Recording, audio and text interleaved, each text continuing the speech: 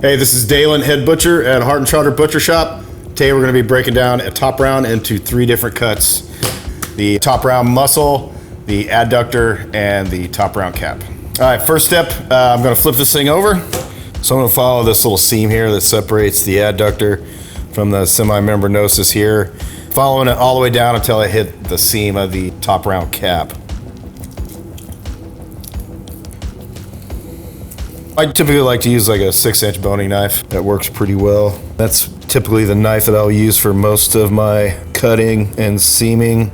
So now that I've followed this seam down to the top round cap, you can see where the muscles sort of separate from that. And that's your top round cap there. Adductor is here, and then top round. I'm just gonna like seam off these 2 muscles.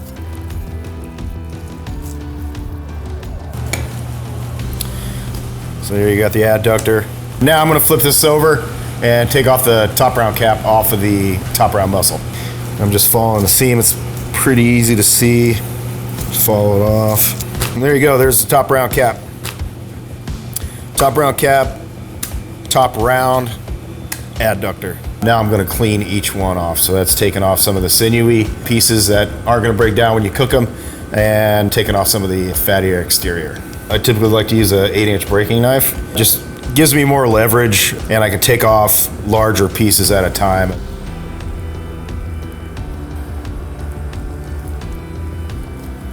Flip it over and try to get some of this other sinewy membrane stuff off.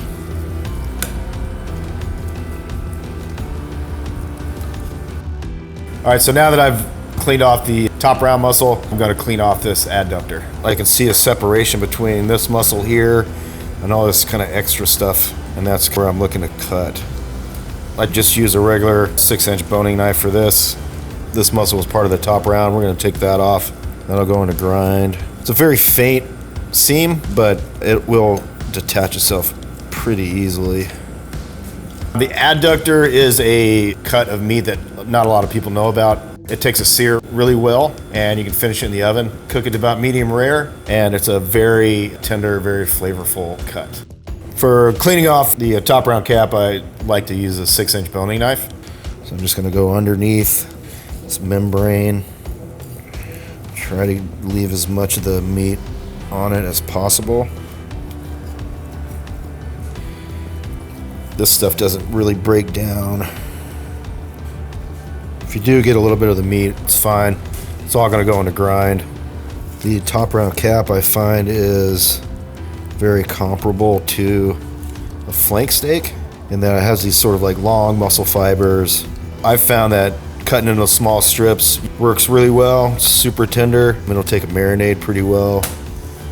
It's probably one of my favorite sort of like not traditional cuts that you'll see in a grocery store. Everything from the round is supposed to be long like braisers, but this one, the adductor, cooks up really well. A lot of flavor in them, and they're super tender, and a part of the animal that's not supposed to be that tender. There you go. It's top round cap. Now that we've broken down the top round, we've gotten 3 cuts out of it. This is stuff that we trimmed off. This will go into our grind for burger. This is some of the thicker, more sinewy kind of stuff that you can use to add to stock. If you go into your local market and you see a top round roast, it'll typically have these 3 muscles still attached and cut into like maybe a 2 to 3 pound roast. You're only going to find these 3 cuts separated like this at whole animal butcher shops. It lets the butcher get a little bit more value out of a traditional braising cut. And I think it's kind of exciting for the customer too to come in and see these available and start asking questions and learning a little bit more about cooking techniques and what you can do with different parts of the animal.